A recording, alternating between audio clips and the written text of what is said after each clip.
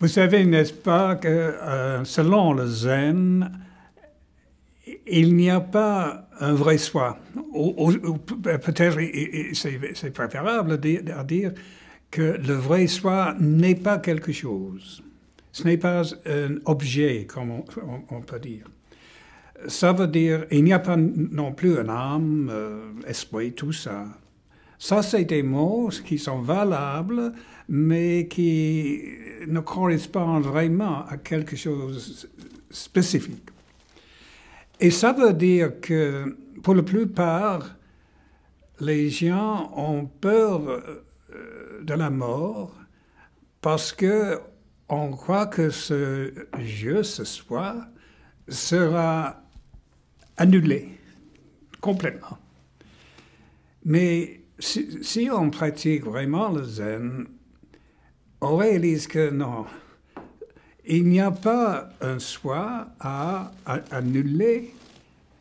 Et ça veut dire qu'en ces termes, il n'y a pas la mort. Et avec ça, l'anxiété au sujet de la mort, ce n'est pas exactement disparaître parce qu'on ne veut pas quitter la famille, les amis, tout ce qu'on fait. On ne veut pas quitter ça. Mais la terreur d'annulation n'est plus là. Et c'est ça qui est tellement important. Parce que dans une façon de parler, la peur de la mort est constant dans la vie de tout le monde. On l'interprète comme une peur de l'échec, la maladie, la perte de relations très intimes, ou tout ça.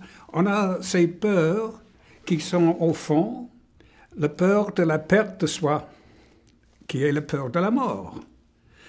Et quand on a vraiment réalisé que ce jeu est une illusion, dans la même façon, ces peurs, ces terreurs dans la vie, ces problèmes dans la vie, ça ne veut pas dire encore que ça n'existe pas. Mais il y a un aspect de ces problèmes qui ne sont plus là.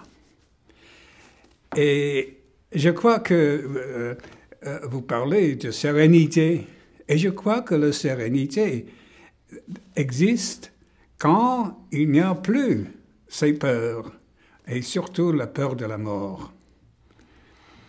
En zen, on dit on est né et on ne va pas mourir.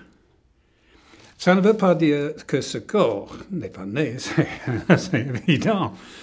Mais ça qu'on croit qu'on est vraiment n'est pas né et il ne va pas mourir.